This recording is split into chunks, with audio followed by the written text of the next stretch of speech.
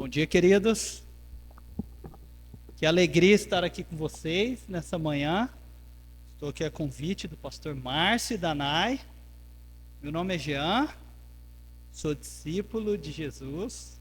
Casado com a Lívia, sou pai do Dandan e da Sarinha. Nós viemos de Goiânia, estamos aqui no Rio Grande do Sul há 3 anos.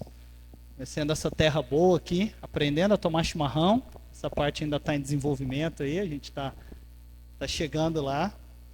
E somos amigos do Márcio, Danai. Na verdade, quando nós chegamos aqui em 2021, nós assumimos ali a missão que o Márcio e a Danai tinham na Ilha das Flores. Então nós os substituímos e olha que baita desafio nós tivemos, hein? O Márcio, todo querido, com aquele coração gigante que ele tem, a Ilha das Flores ali, amava e continua amando o Márcio. E ali nós continuamos o trabalho que eles vinham fazendo ali, através do Projeto Sabiá, ali na Ilha das Flores. Continuamos ali com o sonho e trabalhando para plantar uma igreja ali naquele lugar. Hoje nós vamos conversar, quero compartilhar com vocês a palavra de Deus com o nosso tema, que é a fé que rompe muralhas. A fé que rompe muralhas.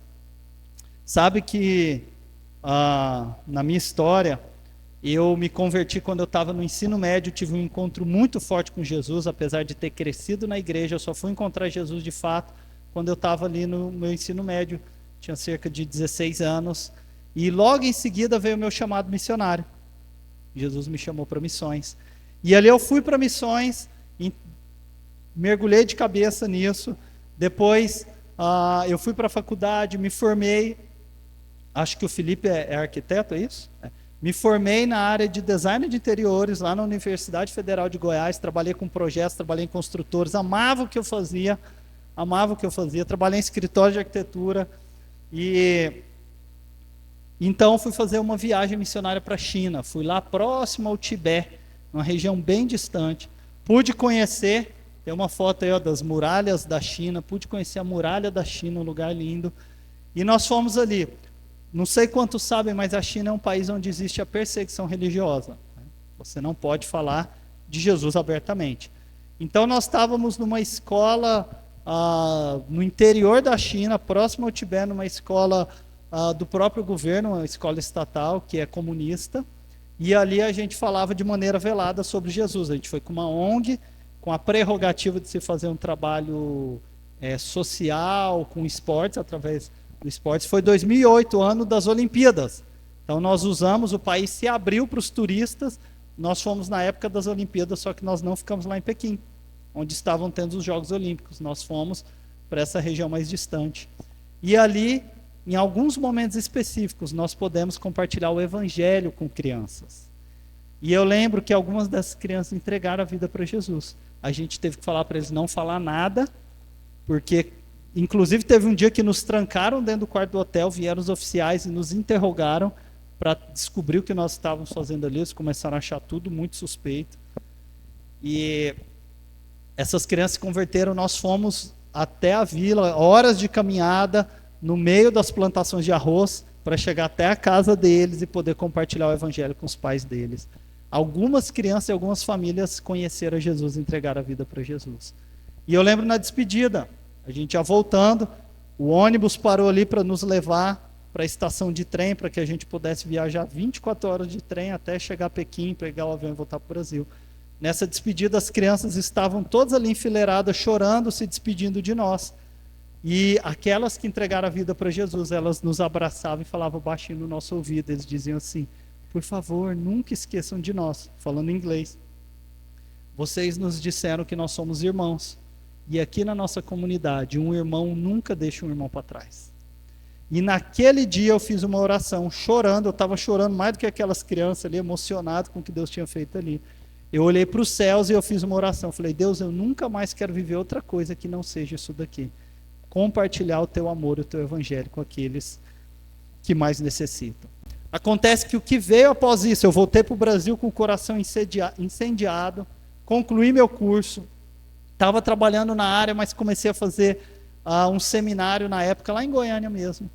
E infelizmente, apesar de toda a experiência que eu tive com Jesus, eu caí na religiosidade. Conheci minha esposa, a gente casou, mas eu caí na religiosidade. E eu posso dizer que eu dei de cara com uma muralha.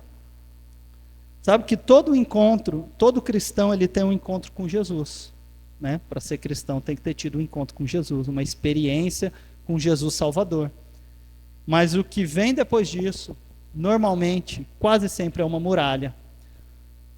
Sabe que 90% dos cristãos, a grande maioria dos cristãos, vivem décadas, vivem anos com Jesus, mas continuam como recém-nascidos espiritualmente.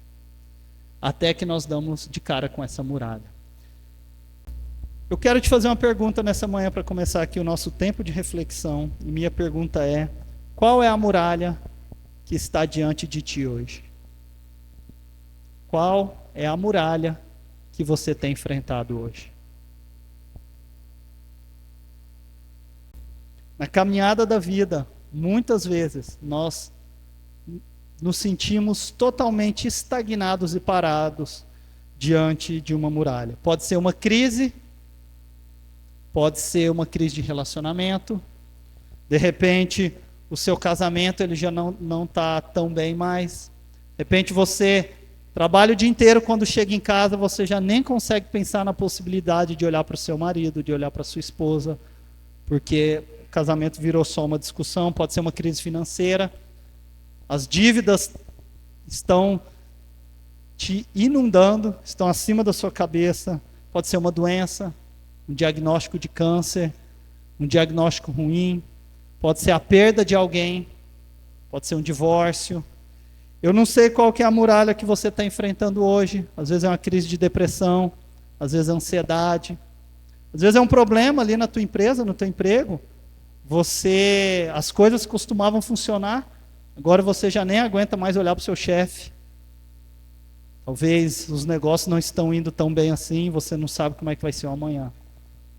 Eu não sei qual a muralha que você está enfrentando hoje, mas eu sei que toda a muralha foi colocada ali por alguém.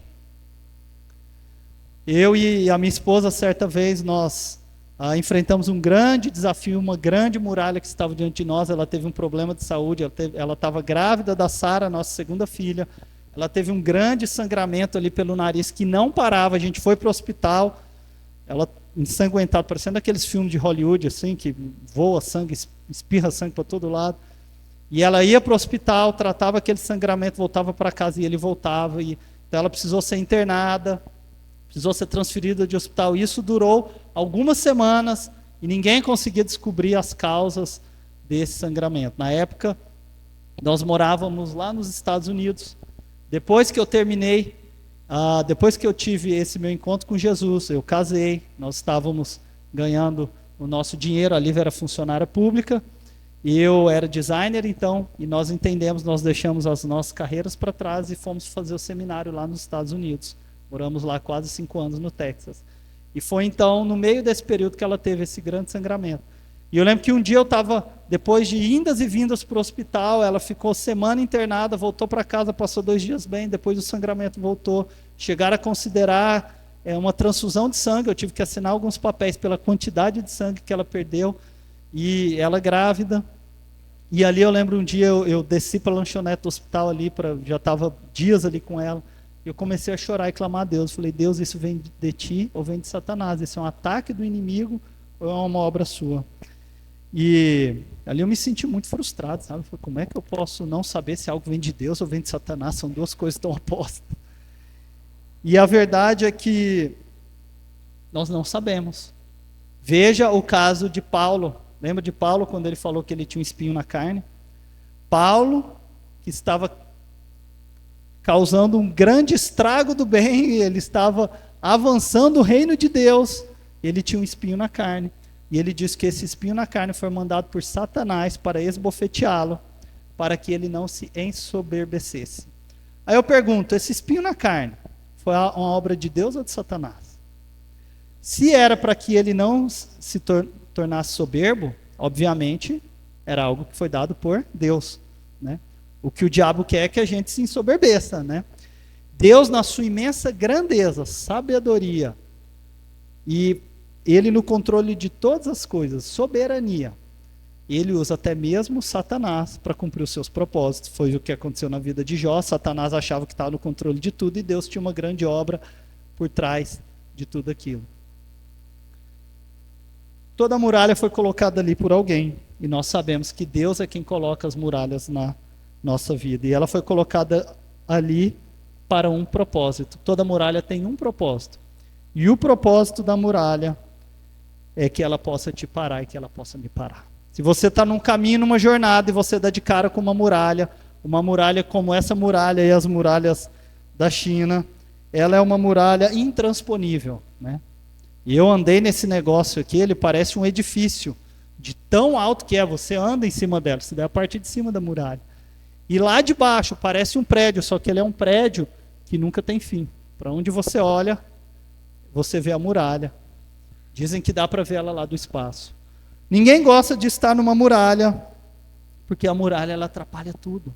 Você está crescendo, você está avançando, você está ganhando dinheiro, você está bem no seu casamento, você está feliz, e de repente você dá de cara com essa muralha. Se Jesus afirmou que a vida com Ele é um caminho, né? Ele diz, eu sou o caminho, a verdade e a vida. Se é um caminho, significa que nós devemos andar, né? O caminho não é um lugar onde se fica parado, né? O caminho é um lugar onde a gente anda, é um lugar onde a gente precisa avançar, onde a gente deve agir. E a muralha é algo que te para. Portanto, como é que a gente supera essa muralha? Se ela foi colocada ali para um propósito, será que o propósito é que a gente fique estagnado eternamente ali, naquele sofrimento, naquela angústia? Obviamente que não, porque Jesus é o caminho, nós precisamos seguir. Toda muralha que se levanta na nossa vida, ela foi colocada ali para ser vencida. E eu quero dizer que só é possível romper as muralhas na sua vida por meio da fé em Jesus. É a única maneira de romper. E nós precisamos da muralha, tanto quanto nós precisamos romper as muralhas na nossa vida. Se a muralha é a única coisa que me para e que te para, romper a muralha é o que nos faz continuar avançando. Hoje o nosso texto está ali no Evangelho do apóstolo João, no capítulo 4, quero te convidar a você abrir aí sua Bíblia. Evangelho do apóstolo João, capítulo 4. Vamos ler ali do texto do versículo 43 até o 53. João 4, 43 ao 53.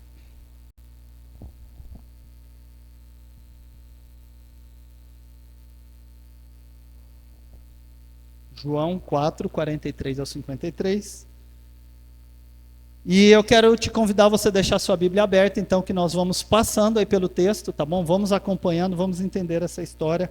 Antes da gente entrar de fato no texto, eu quero fazer aqui um breve panorama do Evangelho de João, né? Vamos se lembrar que existem quantos evangelhos na Bíblia? 4 evangelhos, né? E nós sabemos que o Evangelho de Mateus, Marcos e Lucas são os evangelhos chamados sinóticos, né? Eles são uma espécie de biografia, uma espécie, tá? Não é bem uma biografia, mas são uma espécie de biografia de Jesus, mais atento aos fatos e alguns detalhes em ordem cronológica ali da vida de Jesus. O Evangelho de João já é bem diferente dos outros 3. O Evangelho de João ele não é tão focado nos relatos bíblicos, e mais em verdades espirituais. Ele tem mais tratados teológicos ali no Evangelho de João. Ele foi escrito muito mais tarde, né? Mateus, Marcos e Lucas foram escritos mais cedo, mais próximos à ressurreição e à ida de Jesus para os céus. João já foi escrever o seu evangelho muitos anos depois, já depois de idoso já. E ele foi escrito para desmentir uma teologia falsa, uma mentira que estava circulando, que era a mentira do gnosticismo. Era uma espécie de religião que queria romper com o judaísmo na época, assim como o cristianismo rompeu. Só que não apontava para Jesus como Salvador, acreditava em Jesus como uma figura importante, mas dizia que Jesus não era Deus, não era Senhor. A espiritualidade, ela se dava além de Jesus, não só em Jesus. E ele foi escrito, o foco do Evangelho de João foi para demonstrar a verdade de que Jesus é Deus. E Deus revelou a sua palavra no livro de João, na Bíblia, que nós cremos que é a verdade revelada de Deus, para que nós pudéssemos crer que Jesus Cristo, ele é Deus. Jesus Cristo, ele é a única esperança, a única salvação para a nossa vida. Ele é muito mais do que uma figura importante. Ele é muito mais do que uma religião. Jesus Cristo é o próprio Deus. Se nós fizermos um paralelo lá com Gênesis 1, onde Deus disse, estava escrito ali em hebraico, Bereshit bara Elohim, que é no princípio criou Deus. João escreveu que no princípio, essa voz, no princípio criou Deus os céus e a terra, quer dizer, com a sua voz, Deus criou tudo que existe.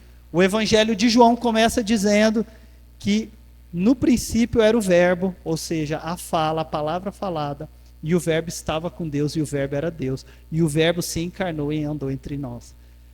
João quer afirmar logo no começo do seu livro que Jesus, o que está escrito lá em Colossenses 1,15, que Jesus, ele é tudo em todas as coisas. Que Jesus, ele é o arquiteto da construção. Jesus, ele é o arquiteto da construção. Jesus é o engenheiro da construção. E Jesus é a própria matéria. É como quando Jesus encarna na terra. É como se aquele pintor que pinta um quadro, não sei se alguém aqui gosta de pintar, como se um pintor ele virasse uma gotinha de tinta dentro da sua tela. É como se um criador de peixes de aquário, ele escolhesse virar um peixinho, entrar dentro do aquário e viver o que eles vivem. Jesus Cristo viveu entre nós, o Deus de todas as coisas. Colossenses diz que todas as coisas estão sustentadas em Jesus. Sabe essa parede? Esse tijolo, ele é feito de átomos. E tem uma parte da molécula do átomo que ela é indivisível, que nem os cientistas conseguem dividir aquilo. Essa partícula é o próprio Jesus que está ali. É o que Colossenses diz, que ele sustenta todas as coisas do firmamento. E que todas as coisas estão sustentadas em Jesus. Esse é o Jesus que nós cremos, nós vivemos por ele. E esse Jesus, quando ele veio, ele se encarnou e ele veio como um bebê. Quando aquele bebê nascia naquela periferia suja, fedida, distante, esquecida, lá de Belém, quando aquele bebezinho nascia, todo o universo era sustentado naquele bebê, na figura de Jesus. Quando Jesus estava pendurado na cruz, quando aquele soldado romano perfurava Jesus Cristo, todo o universo era sustentado por Jesus. Toda a sua vida, meu querido, a minha vida é sustentada por Jesus. É isso que João ele começa afirmando. E lembra que que Deus ele fez uma antiga aliança com o seu povo. Adão e Eva pecou, você pecou, eu pequei. E uma aliança foi feita com o povo de Israel. E esse povo, essa aliança era por meio da obediência da lei. Esse povo pecou. Sabe aquela noite de angústia, sabe o dia do pecado, o dia que você pecou, o dia que você traiu, o dia que você mentiu. O dia, como o mundo diz, que você enfiou o pé na lama, aquela angústia que vem depois do pecado, era o que esse povo viveu. E aquela primeira aliança de Deus com o seu povo foi rompida, de forma que Deus fez uma nova aliança através de Jesus. E o povo de Deus, esse povo de Israel, nessa época, eles estavam aprisionados pelos romanos. Eles pareciam ser livres, mas os romanos eram como se fossem os americanos da época. Era a maior potência mundial, dominavam tudo, só que eles dominavam oprimindo. Eles cobravam altos impostos dos judeus. Eles odiavam os judeus, tratavam quase como cachorros, como segunda raça. E aquele povo, que era um povo que sabia que era o povo de Deus, vivia oprimido e humilhado pelos romanos. E eles aguardavam por um Messias. Eles aguardavam por esse Messias. Diziam que os profetas escreveram que uma nova aliança seria feita com eles. Após alguns anos aqui, Jesus inaugura o seu ministério ali em Caná da Galileia, com um milagre. Quantos aqui se lembram qual foi o primeiro milagre de Jesus? Transformou água em vinho ali naquele casamento. O texto dá a entender que nem foi tão planejado assim, a gente levando em conta que Jesus e Deus são soberanos e que tudo não foge da mão dele. Mas a mãe de Jesus pede ali, clama para que seu filho possa ajudar na situação. E Jesus, o próprio Deus, intervém ali. Depois ele vai para Jerusalém, que era a cidade santa e sagrada. E ele opera ali milagres. E ele vai também ali para Samaria, onde foi a mensagem do último domingo, certo? Onde ele tem um encontro com a mulher samaritana, um encontro improvável, onde ele rompe com os preconceitos, conversa com uma mulher que estava se prostituindo, com uma samaritana, e ele vence todos os preconceitos, e aquela mulher é curada, e as notícias começam a correr do que ele fez ali em Samaria, do que ele fez em Jerusalém. Só que então Jesus, ele volta para sua terra natal. Ele volta. Vamos começar então ali no texto 43 e vamos entender por que Jesus voltou lá para sua terra natal. Versículo 43 diz assim: depois daqueles 2 dias, ele, Jesus, partiu rumo a Galiléia. Galiléia era a sua terra de onde ele cresceu. Versículo 44, pois o próprio Jesus tinha afirmado que nenhum profeta tem honra na sua própria terra. Então, quando Jesus chegou a Galiléia, os galileus o receberam, porque tinham visto tudo o que ele fizera em Jerusalém durante a festa da Páscoa, pois também haviam estado lá. Mais uma vez, ele visitou Caná da Galiléia, onde tinha transformado água em vinho. Jesus, ele volta para sua terra natal, e ele afirma que nenhum profeta tem honra na sua própria terra, e ele volta para ele quebrar com esse grande engodo, essa grande mentira que existia, de que a gente é crente no trabalho, de que a gente é crente na Amazônia, de que a gente é missionário evangelista em outro lugar, e a gente não opera, a gente não compartilha, a gente não vive o cristianismo dentro do nosso lar. O nosso slogan de missões da Montserrat é da minha casa para as nações. Jesus, ele volta para a sua terra natal, para nos lembrar que a nossa missão começa primeiro em casa e depois para todo mundo, para todas as nações. E ele volta para provar. Ele tem um encontro aqui para provar que a cura ela é somente através da fé. Ele precisava se encontrar em sua terra natal ali com um homem que estava diante de uma muralha. Jesus, ele volta para se encontrar com esse homem que enfrentou essa muralha e que estava sofrendo. E é interessante que a história desse homem é a sua história e é a minha história também. Jesus, ele veio para os seus, Jesus, ele volta para você. É interessante que Jesus, ele tem uma grande obra para realizar na humanidade, que ele já fez e está fazendo, que é resgatar toda a humanidade. Então, ao mesmo tempo que Jesus é tão grande, que Deus, ele é o Criador dos céus e a terra, é tudo que nós falamos, Jesus, ele é pessoal. Jesus, ele se volta para você. Jesus volta para o povoado, ele volta para os seus. Nunca se esqueça de que a obra de Jesus, ela é pessoal na sua vida. Jesus, ele voltou ali para a sua terra. Na Bíblia está escrito que nada pode nos separar do amor de Deus que está em Cristo Jesus. Nem altura, nem profundidade, nem frio, nem calor, nem doença, nada. Jesus, ele é imenso e ao mesmo tempo ele é tão particular, ele é tão íntimo seu. E ele foi então encontrar esse homem que estava diante de uma muralha. Toda vez que você está diante de uma muralha, pode acreditar que Jesus, ele vai voltar para você. Ele nunca vai estar distante de você. E ele quer te curar. Ele quer te restaurar por meio da fé. E nesse encontro incrível que ele teve com esse homem, Jesus, ele veio para nos revelar 3 verdades espirituais muito profundas através desse texto. Em como nós podemos superar as muralhas da nossa vida e como é que nós podemos vencer essas muralhas por meio da fé. A primeira verdade espiritual, vai aparecer ali no nosso slide, é que a muralha te para. A muralha te para e te leva de volta para Deus. A muralha te para e te leva de volta para Deus.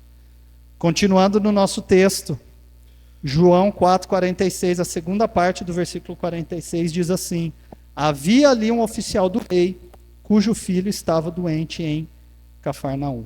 Vamos pensar, um oficial do rei.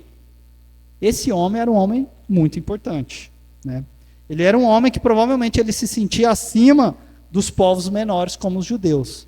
A gente precisa entender que nessa época existiam vários falsos profetas e falsos messias, assim como existe hoje, né? Mas a época era uma época de conturbação espiritual, de luta, violência, e apareciam muitos homens, se diziam que vinham da parte de Deus e andavam como andarilhos, com um monte de mendigo para lá e para cá. E o grupo de Jesus e os 12, eram vistos mais ou menos como mais um desses aí. E dificilmente um homem tão importante, tão rico, com tanto poder, um oficial do próprio rei, do próprio César, ele se misturaria com esse tipo de gente. Ainda mais com judeus. É interessante que, por que Jesus veio como esse povo mais simples e veio se misturar no meio desse? Não podia pelo menos ter vindo com os mais, não precisava nem ter visto com o povo romano, mas ter vindo pelo menos com os religiosos ali, com um pouco mais de pompa, assim. Jesus, ele mandou as coisas simples para confundir as coisas muito complicadas, não é verdade? A Bíblia fala sobre isso. Mas acontece que esse homem, a despeito de todo o seu poder, influência e relevância, ele foi parado. E provavelmente somente uma muralha pararia esse homem. E ele estava desesperado. Era um desespero, o seu filhinho, o filhinho dele, que ele viu crescer, que ele viu nascer, estava ali doente. O filhinho amado dele estava ali doente. E ele não estava só doente, a Bíblia fala que ele estava à beira da morte. Não era assim, ele tinha um filhinho doente, não, ele tinha um menino que estava à beira da morte. Provavelmente ele estava desfalecido ali. A esperança acabou. Nada podia ser feito. Provavelmente eles já tinham tentado de tudo. Todos nós que somos pais aqui, nós sabemos. Quando uma criança está doente, a gente tenta de tudo. A gente se afasta do emprego, a gente dá tudo que tem e o que não tem. A gente tenta todos os métodos. Se um médico não está conseguindo salvar nosso filho, a gente vai para outro médico. Se esse remédio não está dando certo, a gente vai para outro.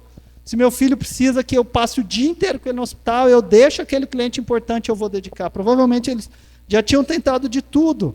E aquele homem se via diante de uma muralha. Uma muralha tinha se levantado diante daquele homem. E as muralhas, elas são eventos. São situações que elas parecem intransponíveis. Como essa muralha aqui da China. Sabe por que elas parecem intransponíveis? Porque elas de fato são intransponíveis. Você consegue com uma furadeira, com um martelo derrubar uma muralha? Você não consegue. Você consegue com 10 homens derrubar uma muralha? Com 100 homens derrubar uma muralha? Você não consegue. Uma muralha ela é algo intransponível. Um homem que era imparável, o oficial do rei, ele foi parado. Ele deu de cara com essa muralha. Ele não enxergava mais o horizonte. Ele não enxergava mais o sol. Ele não via mais o futuro, porque diante dele tinha se erguido uma muralha gigantesca. Nós não sabemos qual era a enfermidade daquela criança, nem sabemos se era uma enfermidade. Talvez foi um acidente que aquela criança sofreu. Nós não sabemos por quanto tempo ele sofreu.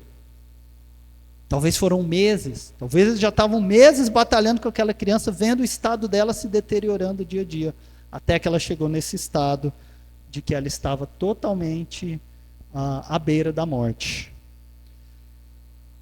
Quando nós estávamos lá nos Estados Unidos, era uma época de muito estudo, muito trabalho, em outro país, em outra cultura, nós éramos ali, tínhamos 5, 6 anos de casados, e nós recebemos um presente, nós fomos com os meus sogros sair de férias, a gente viajava muito pouco lá, a vida de seminarista, e nós fomos passear na Califórnia. Nós estávamos no Texas, tem uma estrada lá que ela vai de São Francisco para Los Angeles, ela vai costeando o mar, uma estrada linda, cenográfica. Nós alugamos um carro e fomos ali alguns dias, uma viagem linda, incrível, assim, uma coisa de cinema, paradisíaco. Nós estávamos ali numa viagem gostosa, o Daniel era pequenininho, a Lívia estava grávida da Sarinha, meu sogro e minha sogra juntos, um clima super agradável. E minha esposa, uma pessoa muito próxima a ela, um tempo antes, que estava grávida, também tinha perdido o bebê. E ela tinha relatado para a Lívia todos os sintomas que ela sentiu quando ela perdeu o bebê. Quando nós estávamos nessa viagem, a Lívia, que sempre teve muita cólica, muitas dores no corpo durante a gravidez, ela começou a sentir os mesmos sintomas que essa pessoa próxima a ela sentiu da perda do bebê. E ela falou: amor, tá diferente. Eu estava ali dirigindo, a gente ali na Califórnia passeando. Falou assim: tá diferente. Eu não estou mais sentindo cólica. Meu corpo parou de doer. Não estou sentindo mais nada. E foram assim algumas horas. E tudo que essa amiga dela, essa pessoa tinha revelado, que ela tinha sentido, ela começou a sentir também um tempo depois. E foi um evento único. Nem na gravidez do Daniel, nem na gravidez da Sara até então ela tinha sentido isso. E ela começou a sentir. Não teve sangramento, mas começou a sentir que tinha perdido o bebê. E a viagem que era linda, de repente se tornou uma viagem cinza, uma viagem marcada pelo medo e marcada pela morte, pelo medo da morte. E quando nós paramos no hotel, assim na estrada, depois de um dia incrível, a gente ali angustiado, meu sogro e minha sogra, a gente não compartilhou nada com eles para não preocupá-los. Chegou naquele quarto de hotel, tomamos banho, e ali nós choramos muito, eu e ela. E eu lembro que naquela noite nós fizemos uma oração clamando a Deus. Eu coloquei a mão na barriga dela. E eu clamei a Deus ali pela cura. Eu clamei, eu orei. E é impressionante que naquele momento, sabe quando você está com fome e a sua barriga faz um barulho? A barriga dela fez um barulho tão alto, ela nem percebeu. Eu senti a barriga dela mexendo e fez um barulho. E ali eu ouvi a voz do Senhor comigo. Que eu clamei, eu falei, Deus, em nome de Jesus, cura a nossa filhinha. Se algo aconteceu com ela, se algo aconteceu no ventre da minha esposa. E ali naquele momento Deus me falou, agora está tudo bem, meu filho.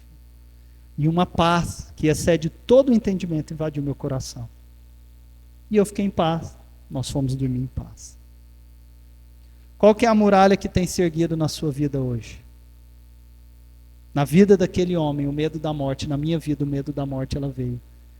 E a vida do filho daquele homem, a vida da minha filhinha estava escorrendo pelos dedos e não havia absolutamente nada que eu podia fazer. Às vezes é um divórcio que chegou. Eu não sei qual é a sua muralha hoje. Eu sei que ali no versículo 47, acompanhe comigo, quando ouviu falar que Jesus tinha vindo da Judéia e chegado a Galiléia, ele o procurou e pediu-lhe que fosse curar o seu filho que estava à beira da morte. Eu sei que aquele homem ouviu que existia um homem que operava milagres, ele ouviu rumores, ele ouviu boatos.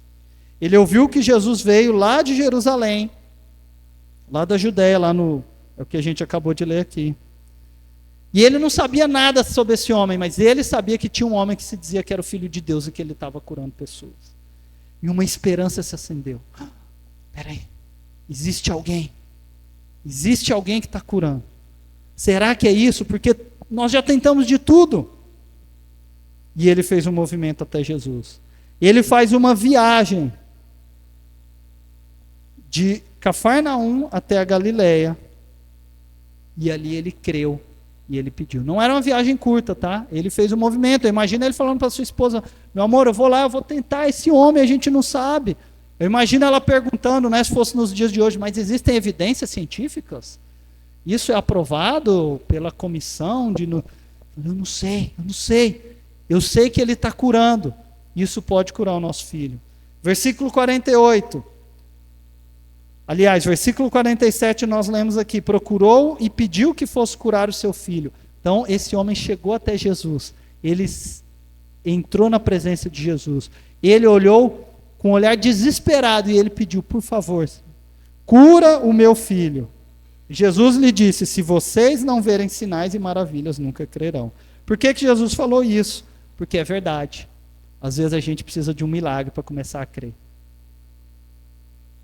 Como é que é a sua caminhada com Jesus sem os milagres de Jesus? Como é que é a sua caminhada com Jesus se Deus não está operando milagres na sua vida?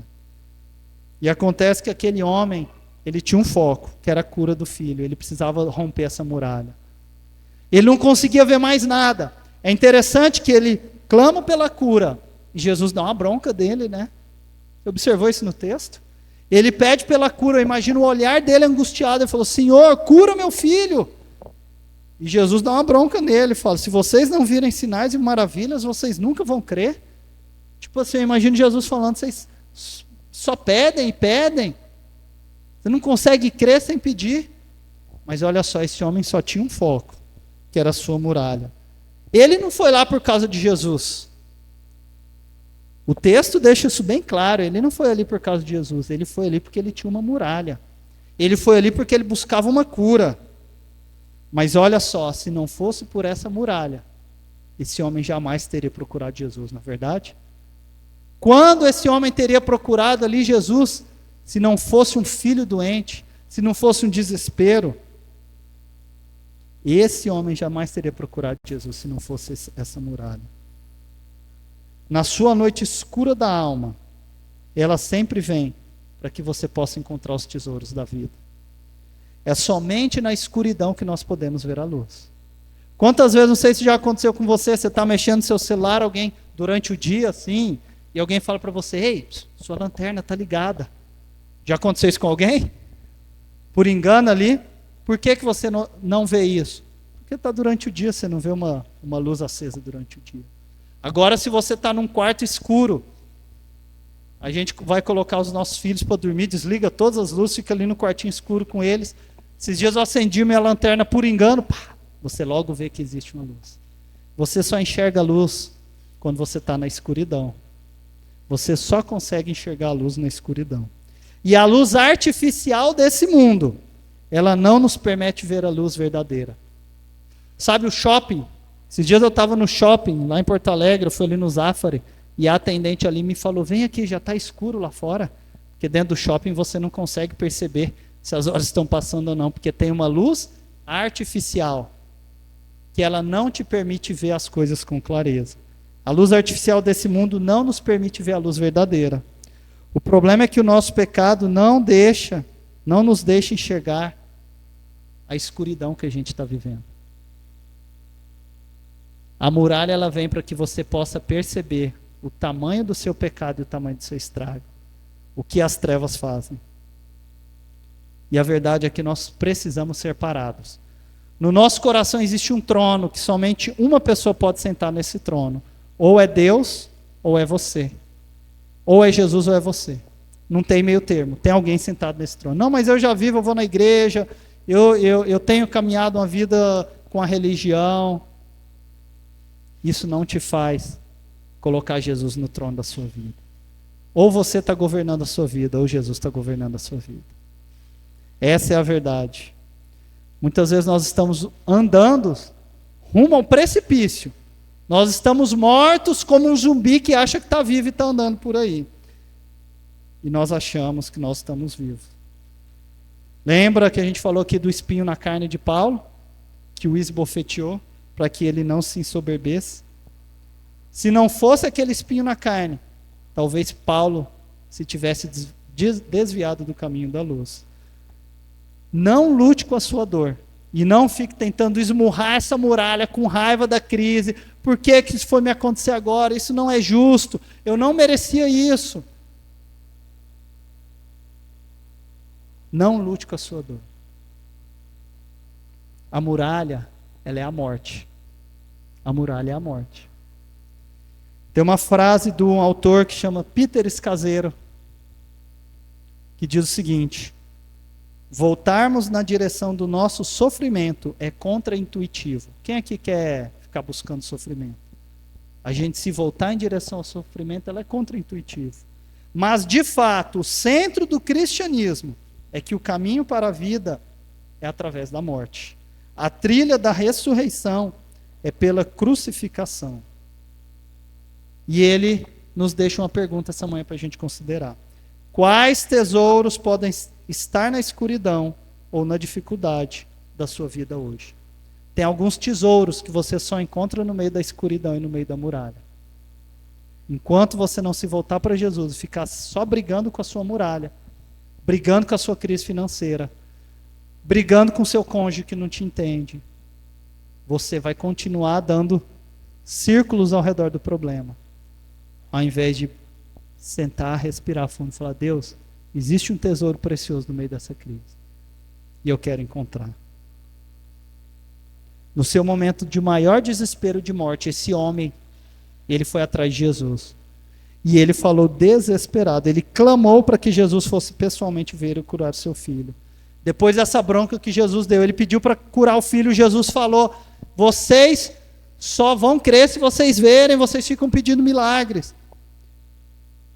No versículo 49, acompanhem comigo, o oficial do rei disse: Senhor, vem, antes que o meu filho morra. Senhor, vem, antes que o meu filho morra. E no versículo seguinte, Jesus vai nos apresentar a segunda verdade espiritual desse texto. que Jesus é poderoso para curar. Deixa eu te falar uma coisa. Jesus é poderoso para curar. João 4, versículo 50. Jesus respondeu: ei, fica calmo. Pode ir. Seu filho continuará vivo. Aquele homem, então, já tinha tentado de tudo, provavelmente. Ele já tinha tentado de tudo. E o que ele queria era a presença de Jesus. O que ele falou? Senhor, vem. Ele chamou, imagina, ele devia ter uma comitiva de oficiais. Já devia ter preparado ali um cavalo, talvez até uma carruagem para Jesus. Falou: Senhor, vem, vamos lá na minha casa, vamos lá para Cafarnaum. Vem curar meu filho. E Jesus só falou assim: ei, pode ir você, que seu filho já está curado. Ele vai continuar vivo. É interessante que Jesus cura somente com o poder da sua voz. Jesus não precisou ir lá. Ele é poderoso. Aquele homem, ele ouviu falar que Jesus ia, tocava nas pessoas, curava. E ele pensou: poxa, é assim que Jesus opera. Eu quero que Jesus opere da mesma maneira na minha vida. E ele pensava que devia ser da mesma forma. Mas foi aqui que ele descobriu quão poderoso e quão maravilhoso Jesus é. Lá na cura da gravidez, da Sarinha, nessa viagem lá da Califórnia que eu contei para vocês. É interessante que Jesus, ele simplesmente falou para mim: está curado. Eu queria achar um médico lá na Califórnia para poder atender minha esposa e ver, não, de repente ela tem que tomar um remédio. Eu já comecei a olhar no Google, já comecei a pesquisar. E Jesus falou comigo: aquieta seu coração, que eu já resolvi esse problema. Jesus, ele cura somente com o poder da voz. Não há nada que possa parar o poder de Deus na sua vida. Nada. Nada. Quantas vezes você já esteve numa crise financeira demais, parecia que não tinha mais solução. E da noite para o dia as coisas se resolveram.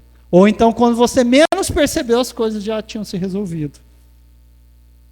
Numa situação complicada demais. Não tem relacionamento rompido.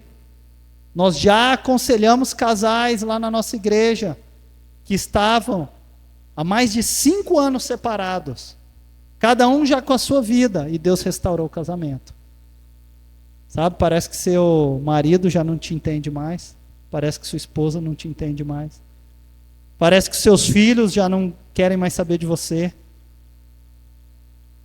Não tem relacionamento complicado demais que Jesus não possa restaurar. Parece que as coisas que o seu chefe lá na sua empresa azedou. Não tem relacionamento que Jesus não possa restaurar. E é interessante que às vezes você vê o milagre na vida da pessoa e você quer que Jesus opere da mesma forma na sua vida. E às vezes a gente começa a ficar bravo com Deus. Mas por que na vida dele funcionou assim, na minha não? Deixa eu te falar. Jesus tem um método dele na sua vida, que não vai ser a mesma forma na vida da outra pessoa. Assim foi com esse homem. O que aconteceu então? Jesus prometeu e afirmou a cura. Mas esse homem ainda não tinha visto a cura. Ele foi com a comitiva. E ele chegou lá. E ele procurou Jesus. E ele se encontrou com Jesus. E ele clamou pela cura. Jesus deu uma bronca nele. E ainda assim ele falou: Senhor, só vem, vamos curar meu filho. E Jesus falou: pode ir, pode voltar. Seu filho já está curado. O que aconteceu então? Aqui vem a terceira verdade espiritual do nosso texto. Que a fé e a obediência nos fazem finalmente romper a muralha. Toda muralha, ela foi colocada por Deus para te parar e te fazer voltar para Jesus. Jesus Cristo, ele te cura. E nós só vamos romper essa muralha através da fé e da obediência. João, aí no capítulo 4, versículo 50, acompanhem comigo, diz assim: o homem confiou na palavra de Jesus e partiu.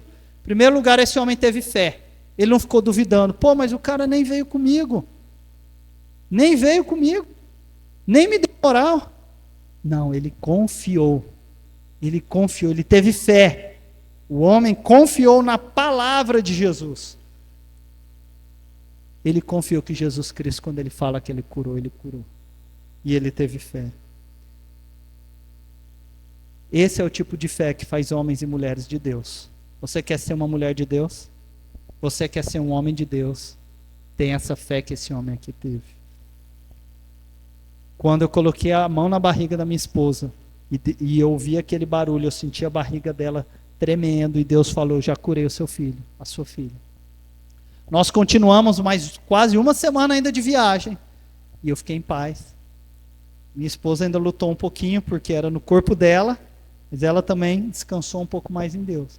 Eu sei que quando nós voltamos para a nossa cidade, nós tínhamos um exame marcado, uma ultrassonografia, que já estava agendada. E acontece que essa ultrassom era no dia do aniversário do nosso filhinho.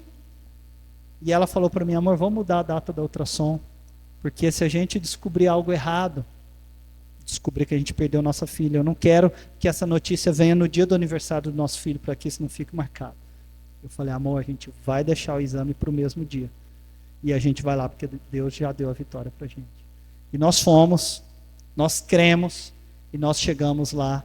A médica fez a ultrassom e graças a Deus tudo estava bem com a filhinha. Falou: olha, a menininha está muito saudável, está mexendo bastante. Glória a Deus. E depois os sintomas voltaram todos, as cólicas, as dores. Depois tudo voltou como a gravidez, as duas gravidez dela sempre foram. Como as duas gravidez sempre foram. Sabe que esse homem viveu a loucura. Imagina os servos dele, os conselheiros dele, falaram: mas o senhor vai voltar? A gente fez uma viagem para Cafarnaum. O senhor tem que ir lá e levar ele com a gente. E esse homem só teve fé. Isso é loucura. Viver a fé de Jesus é loucura para o mundo, não é verdade? Você tem vivido essa loucura? Muitas vezes romper a batalha, romper a muralha, é ter fé e obediência a Deus.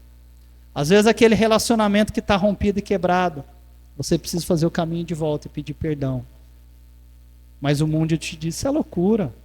Pô, aquela pessoa te prejudicou tanto. Você vai pedir perdão para ela?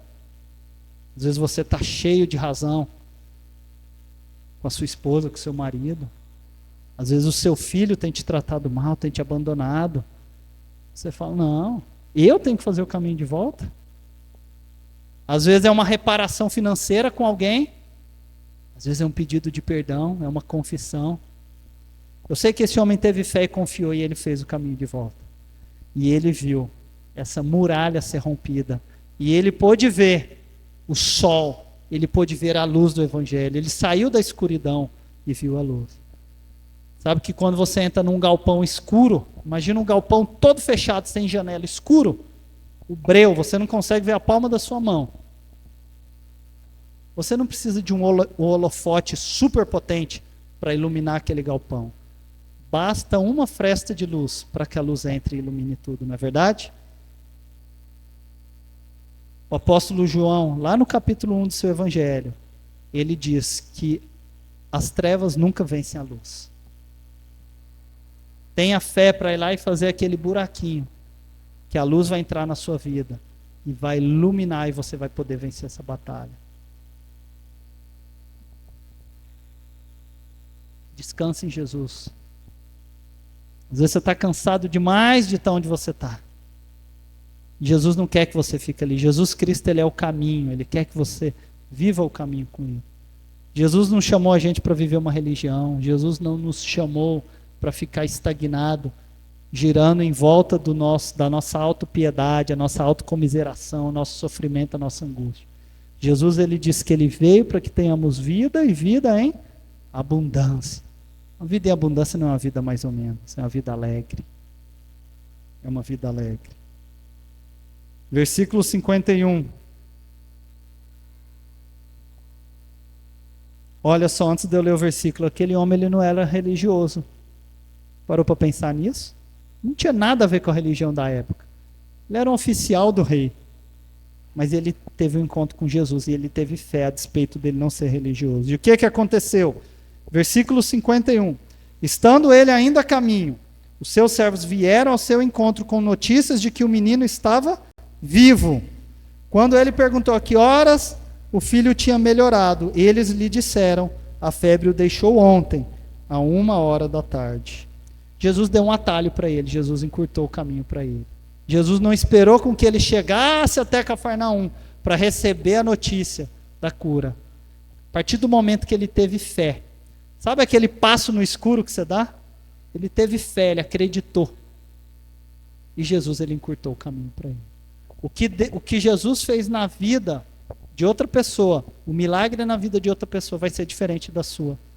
E às vezes você fala, por que na minha vida não é assim? Mas quando você tem fé, Jesus, ele te dá um atalho. E de repente aquela confusão que você está vivendo parece que é complicada demais. Você recebe a bênção antes da hora, como esse homem recebeu. No meio do caminho, os servos dele chegaram e disseram, ei, seu filho está bom, ele está curado. Enquanto esse homem investia tempo no que mais importava, que é Jesus, o próprio Jesus, o próprio Deus estava trabalhando na cura. Buscar em primeiro lugar o reino de Deus, e depois o resto é o resto. As outras coisas vos serão acrescentadas. Para de tentar destruir essa muralha e romper ela com um alicate, com um martelo. Sabe, às vezes você está tentando resolver esse problema com as suas forças e do seu dando certo. Jesus, ele falou, ei, aquieta o coração. Só me busca e só me procura.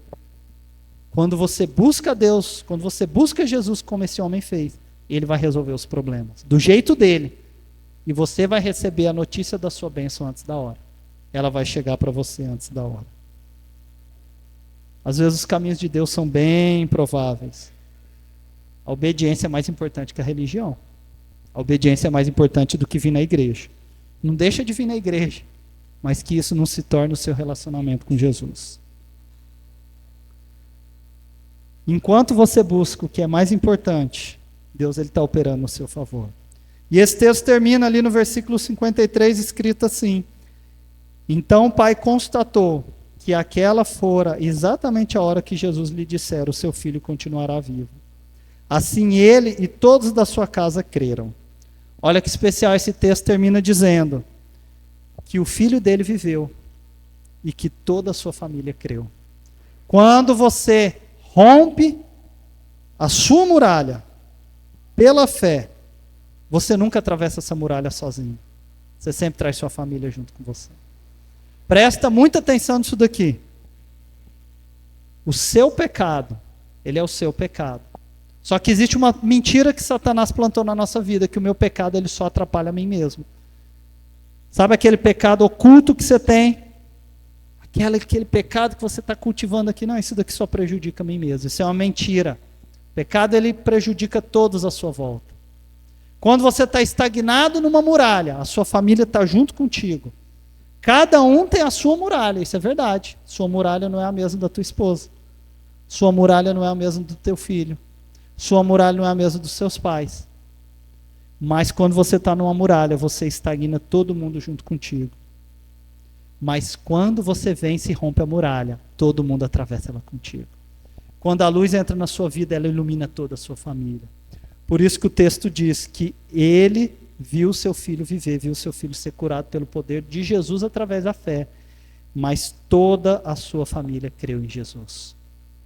Ele teve fé, ele foi sozinho, a esposa dele não foi com ele não levou o filho, mas toda a família encontrou a vida eterna. Eu quero concluir aqui, nessa manhã, fazendo a mesma pergunta que eu fiz lá no início. Qual é a muralha que está diante de você hoje? Qual é a muralha que está diante de você hoje? Às vezes é uma gravidez que não vem, você tem tentado e não tem vindo. Como eu disse, é uma crise de relacionamento. É uma crise, é uma noite escura da alma. É uma depressão profunda.